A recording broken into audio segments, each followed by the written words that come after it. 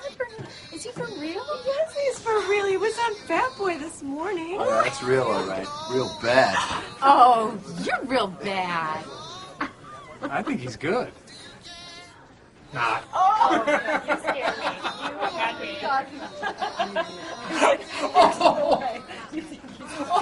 You hurt my back on that one?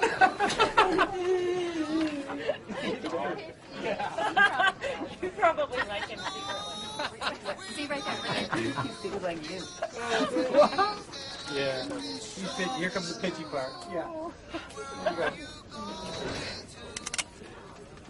Oh.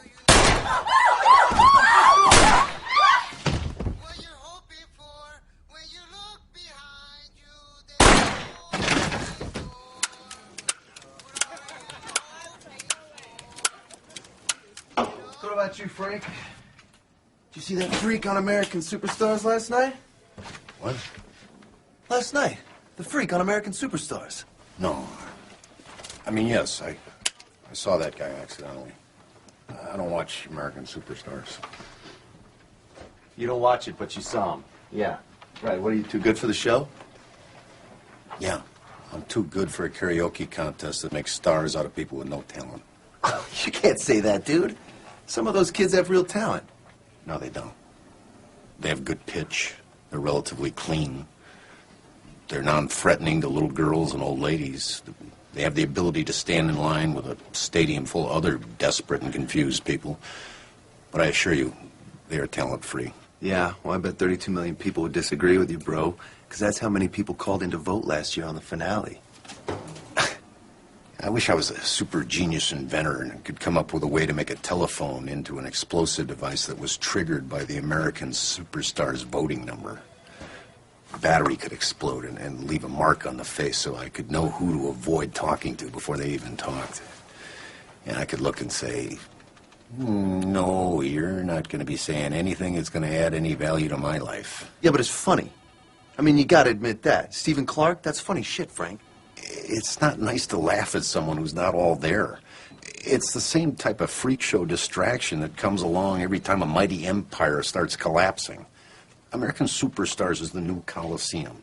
And I won't participate in watching a show where the weak are torn apart every week for our entertainment. I'm done, really. Everything is so cool now. I just want it all to stop. Feel sorry for Jennifer Aniston? No, it's tragic.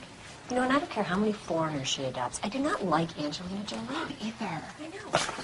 I mean, nobody talks about anything anymore. They just regurgitate everything they see on TV or hear on the radio or watch on the web. When was the last time you had a real conversation with someone without somebody texting or looking at a screen or a monitor over your head? You know, a conversation about something that wasn't celebrities, gossip, sports, or pop politics. You know, there's something important or something personal. You know what? Tate and Jeff were talking about that this morning. They were saying how their freedom of speech is in jeopardy. Well, you don't listen to them either? No, I don't. What are you more of a KT in a snake pit type of guy? Because those guys are pussies, Frank. All right, and they stole everything they got from Tate and Jeff. I really don't like any of them. How can you say that, bro? So maybe they're not politically correct, but it's funny, Frank. Well, seeing how as I'm not afraid of foreigners or people with vaginas, I guess I'm just not their target audience. You don't get it. If you got it, you wouldn't be so offended. Oh, I get it, and I am offended.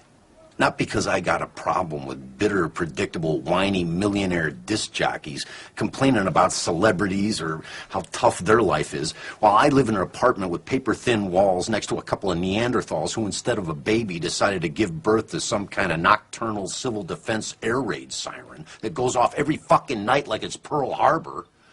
I'm not offended that they act like it's my responsibility to protect their rights to pick on the weak like pack animals. Or that we're supposed to support their freedom of speech when they don't give a fuck about yours or mine. So you're against freedom of speech now? That's in the Bill of Rights, man. I would defend their freedom of speech if I thought it was in jeopardy. I would defend their freedom of speech to tell uninspired, bigoted, blowjob, gay-bashing, racist, and rape jokes, all under the guise of being edgy. But that's not the edge. That's what sells. They couldn't possibly pander any harder or be more commercially mainstream, because this is the "oh no, you didn't say that" generation, where a shocking comment has more weight than the truth. No one has any shame anymore, and we're supposed to celebrate it. I saw a woman throw a used tampon at another woman last night on network television, a network that bills itself as today's woman's channel. Kids beat each other blind and post it on YouTube. I mean, do you remember when eating rats and maggots on Survivor was shocking? It all seems so quaint now. I'm sure the girls from Two Girls, One Cup are going to have their own dating show on VH1 any day now. I mean, why have a civilization anymore if we no longer are interested in being civilized? Frank?